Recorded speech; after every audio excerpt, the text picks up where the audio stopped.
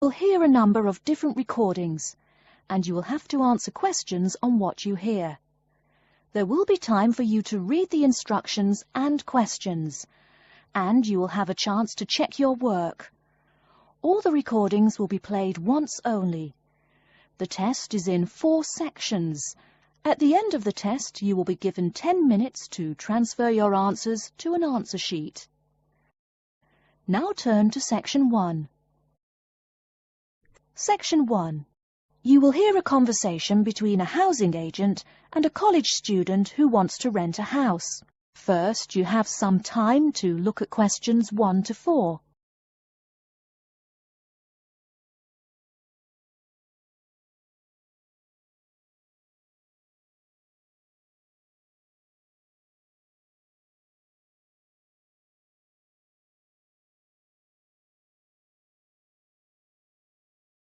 You will see that there is an example which has been done for you.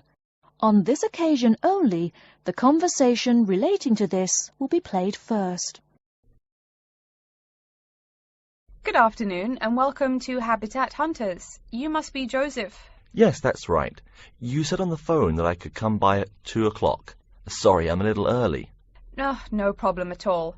In Calgary's market, you have to move fast if you want a good apartment. Actually, I'd settle for almost anything. I've been here 10 days and the hotel is ruining me. My father has me on a strict budget. Sit right down here now, sir. Let's talk a little about the places before we go have a look. Now, we have 4 apartments available. Okay. Could you tell me more about those 4 apartments? Sure. The first one is on Beetle Road, just a block off campus. It's a 3-bedroom with a bathroom and a living room and a great Italian restaurant right next to it. The agent says that the first apartment is a 3-bedroom apartment with a great Italian restaurant right next to it. So, restaurant has been written in the space. Now we shall begin. You should answer the questions as you listen, because you will not hear the recording a second time. Listen carefully and answer questions 1 to 4. Good afternoon and welcome to Habitat Hunters. You must be Joseph. Yes, that's right. You said on the phone that I could come by at 2 o'clock. Sorry, I'm a little early. Oh, no problem at all. In Calgary's market, you have to move fast if you want a good apartment. Actually, I'd settle for almost anything. I've been here 10 days and the hotel is ruining me. My father has me on a strict budget. Sit right down here now, sir. Let's talk a little about the places before we go have a look.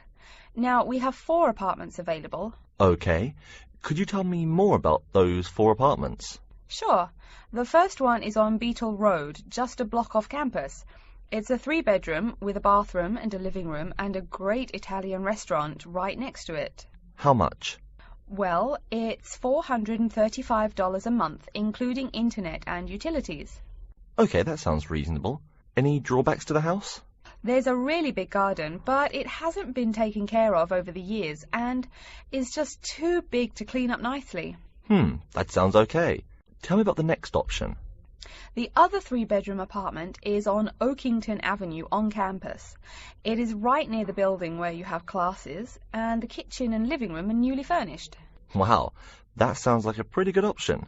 Well, it is a cool apartment, but since it's a dormitory, the living room, bathroom, kitchen and washing machine are all shared. It would be nice not to have to buy living room furniture, though. And how much is this one? $400 per month for a bedroom with an air conditioner. For a bedroom without an air conditioner, you would pay less, $340 for it. Yikes. Even with the air conditioner, it sounds really inconvenient to have to share facilities. I'll never cook if I have to walk down the hall to use the kitchen. Yeah, that's true. Before you hear the rest of the conversation, you have some time to look at questions 5 to 10.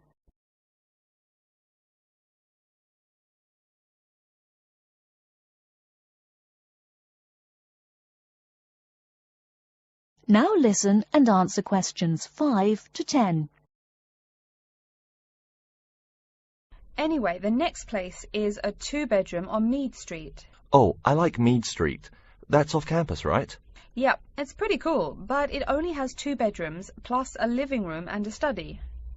but I want to live together with my 2 friends. So you could make the study into a small bedroom if you end up living with them. Also, we guys will want a TV and DVD player since we're all so much into movies. Well, this place has a great TV and VCR, but no DVD player. No DVD? That's so weird. Are any other facilities provided? As you said, weird enough, it also comes with a wash basin. Is there a washing machine?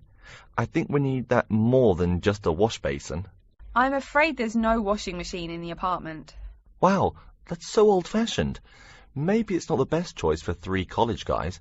How much is it? Well, it's $600 per month, but of course it would be cheaper if you made it into 3 bedrooms instead of 2.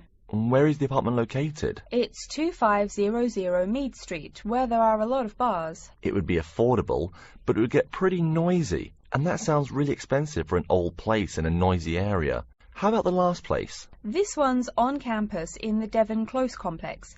It's a 1-bedroom, so it will be a little quieter than the Mead Street place. 1 bedroom, huh?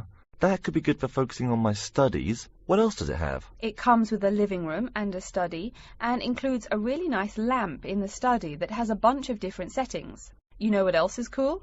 There's a dining hall downstairs, so all evening meals are free. You can purchase breakfast and lunch, but meals after 6 p.m. are free. Wow, this place sounds too good to be true. Is it really expensive? It's all right, $500 per month, but there's no bathroom. What? No bathroom? Well, there's no bathroom in the apartment, but there's one at the end of the hall. Thanks. I think now I just have to decide whether I want to live alone or not. Yeah, which one do you prefer? I think I'd choose either this apartment or the one on Beetle Road. Okay, you'd better think about it, and then you can contact me ASAP. Fine. Thanks for your help. You're welcome. That is the end of section 1. You now have half a minute to check your answers.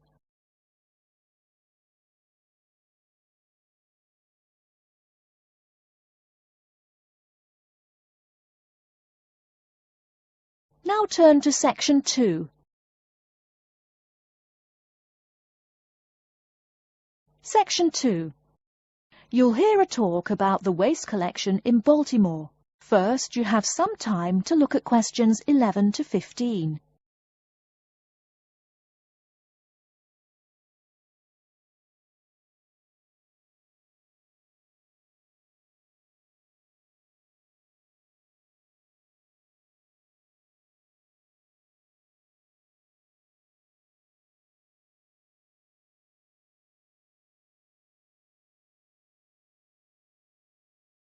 Now, listen carefully and answer questions 11 to 15. Hi folks, my name is Loretta Johnston, and I'm here from the Baltimore Department of Public Waste. Thank you for coming out to our community meeting tonight. I've got a few words to say about the waste collection here in Baltimore. First, there's the sorted collection bins themselves. They're made of sturdy, solid material, so none of your trash can seep out or puncture the bin. Also, since these things sit out on the curb overnight, rain or shine, they have to be waterproof. We can't have water getting up in it and filling up the bin. Remember to pay attention to which bin is which, and sort your waste accordingly. You should have a blue or green bin for recyclable garbage, a yellow bin for unrecyclable garbage, and a red bin for toxic waste. Our citywide waste management is divided into 2 services. The first is commercial waste collection, or trash collection from buildings. The majority of building waste is paper, which goes in the blue or green bins. You'll notice in your office buildings there are signs that warn you not to overfill these bins. All that paper adds up, and an overflowing bin is infinitely harder for collectors to carry to the truck and empty. Aside from paper, another large source of building waste is metals. Metals such as tin and aluminium can be put in the yellow recycle bins, but metals like lead and copper should be disposed of in the red bins. These heavy metals are harmful to the environment and exacerbate our city's existing pollution problem. That's about all the information you need for building waste. Moving on to the second service, household waste collection is probably what you primarily think of when you think of what we do here. Many of the same guidelines apply, the sorting is the same, etc.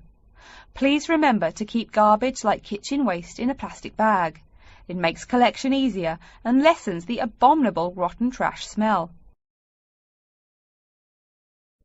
Before you hear the rest of the talk, you have some time to look at questions 16 to 20.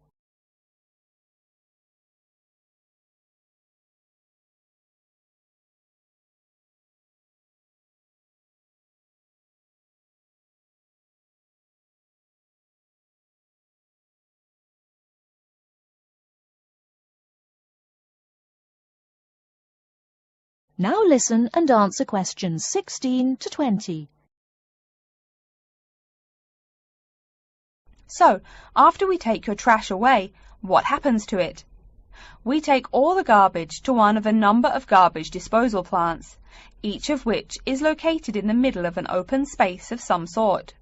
No one wants to have their home or office right next door to a waste disposal plant, right? Waste is collected and then disposed of once every 4 weeks. A lot of trash can build up in that time, so we're in the process of developing a plan to fund collection more frequently. Ideally, it would be collected weekly, but we will likely have to settle for bi-weekly. The garbage trucks make their rounds to clear the bins at night in order to avoid traffic. I'm sure you've seen how much waste your own household produces in a given week. Now imagine all the trash produced by all the households in Baltimore. It's a lot, right? It may surprise you that this amount is only marginal compared to commercial waste. Yep, the main waste producers are actually businesses, industrial facilities, retail and offices. Hard to believe humans produce that much waste, right? No wonder we have pollution problems. Anyway, after all incoming waste is sorted, recyclables are sent to a recycling plant, while garbage and toxic waste are transported to their respective areas of the plant for treatment. Items such as stones, which should not be disposed of in our bins, are separated out and discarded. Once the trash has undergone the treatment process, it is compacted and disposed of with all the other trash. And finally, when the landfill space is full, it is buried deep underground, and in time, something new is built on the land. That's everything about waste collection. Thank you for listening. Are there any questions? That is the end of section 2. You now have half a minute to check your answers.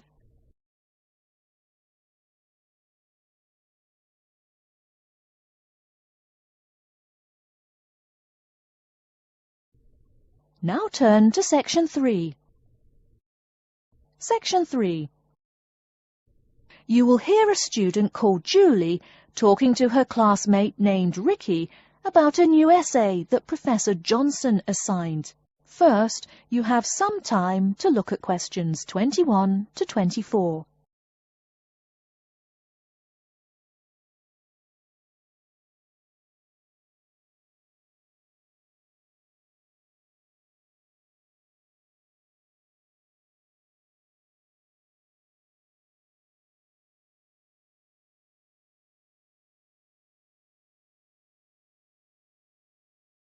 Now, listen carefully and answer questions 21 to 24.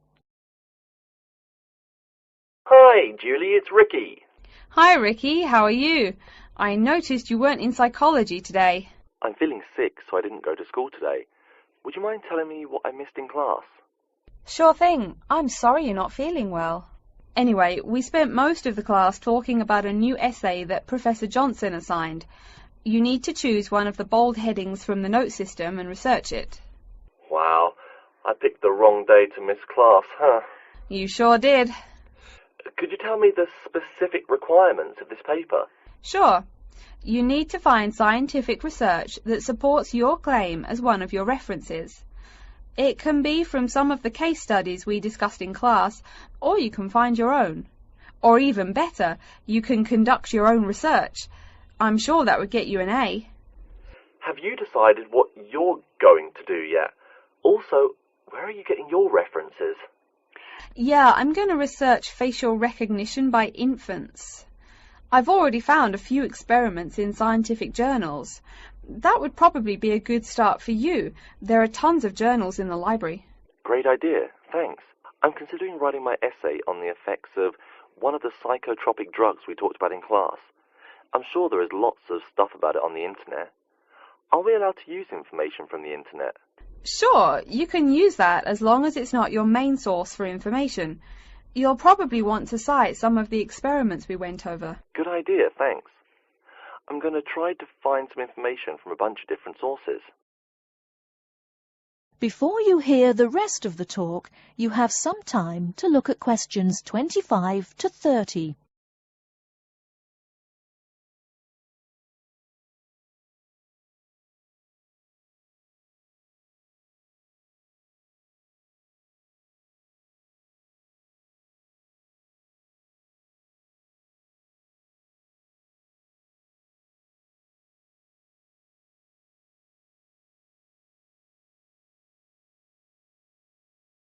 Now listen and answer questions 25 to 30.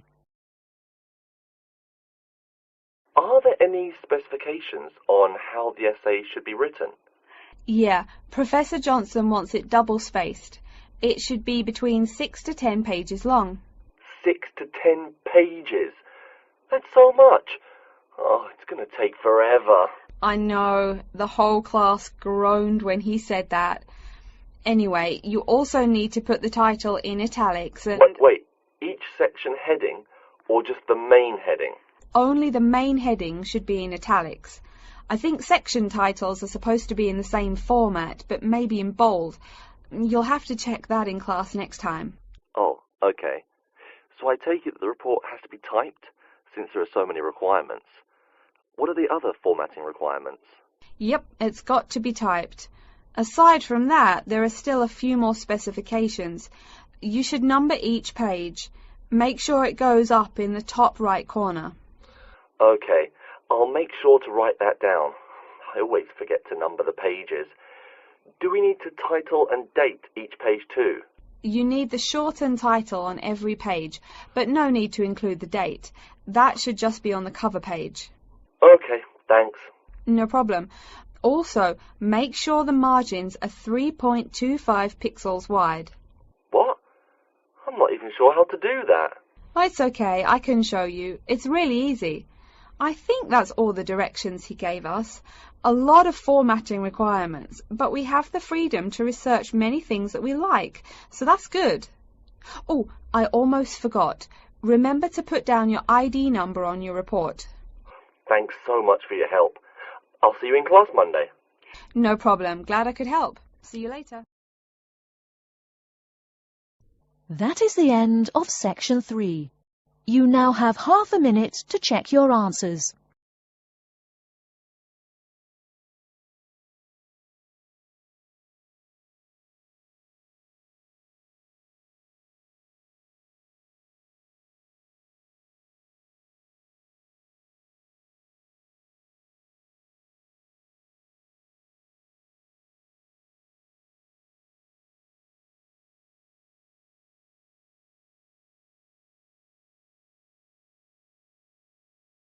Now turn to section 4. Section 4. You will hear a lecture on environmental science. First, you have some time to look at questions 31 to 40.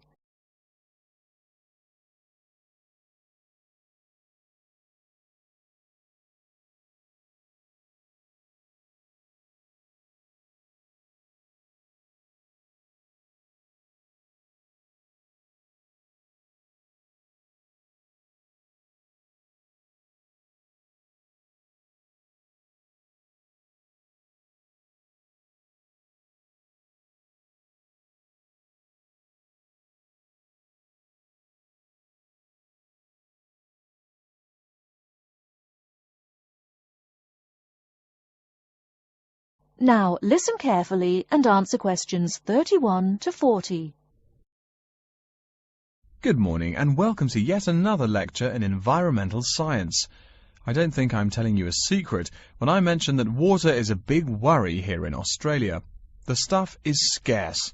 Perhaps that's why we drink so much beer, eh? Seriously though, a safe and reliable source of water is one of the great concerns of people everywhere. Moreover, as the world population grows, the pressure on existing water supplies grows greater and greater. Think about it. Our economic system demands that there be more and more consumers. The growing number of people has been tied to climate change, including droughts. So more people means less water. But our economic system demands a high birth rate. Forget about oil. Soon enough you will see wars for water. Mark my words. But today I'm going to confine my remarks to Australia. As noted already, here down under the water supply is extremely scarce. The only drier continent is Antarctica, and remember, no one really lives there anyway. Moreover, in recent years, the wind patterns have changed. Rain that used to fall on the country now falls out to sea hundreds of miles to the south. Now, when I speak of people needing water, most of you probably think of drinking.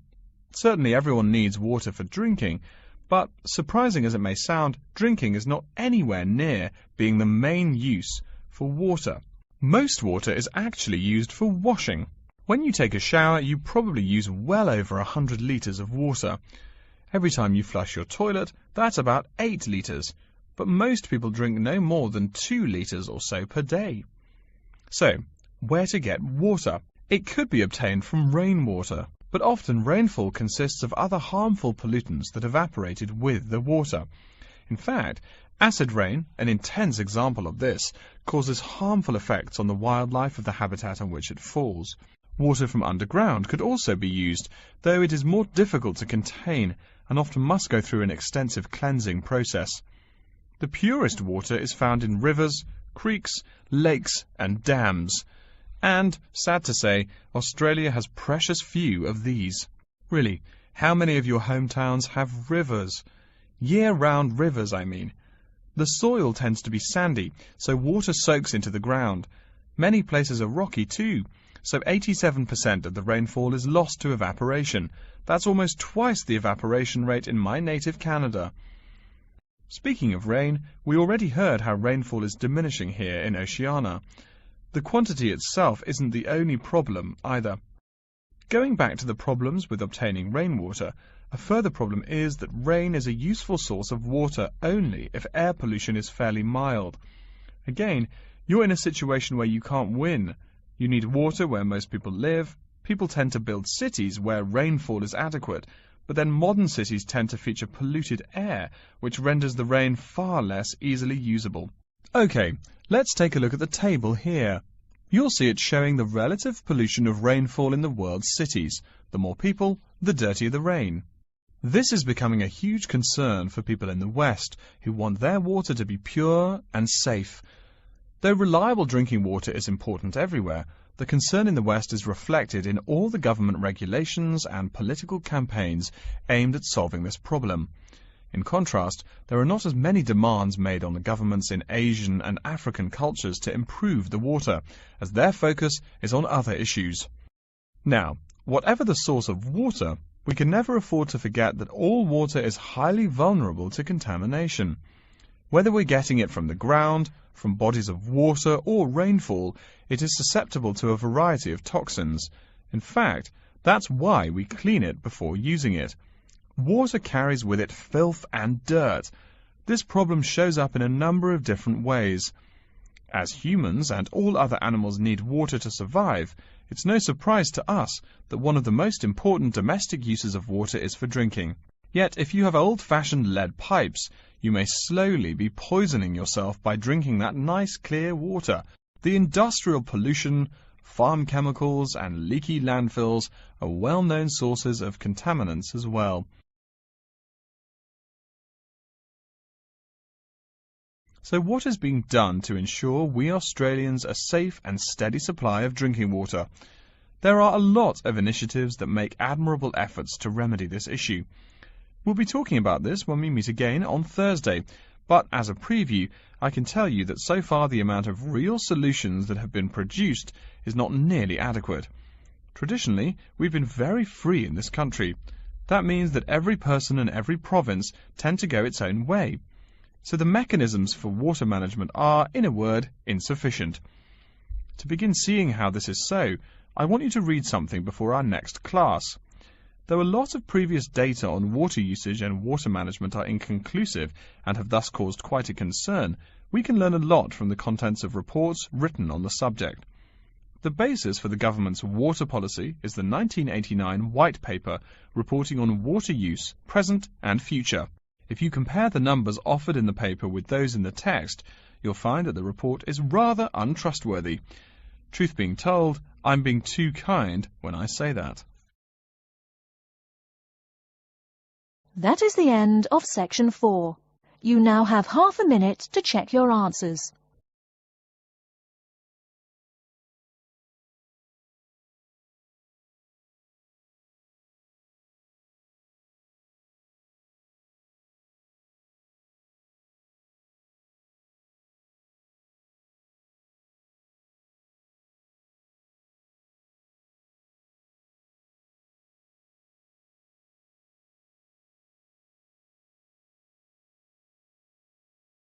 That is the end of the listening test.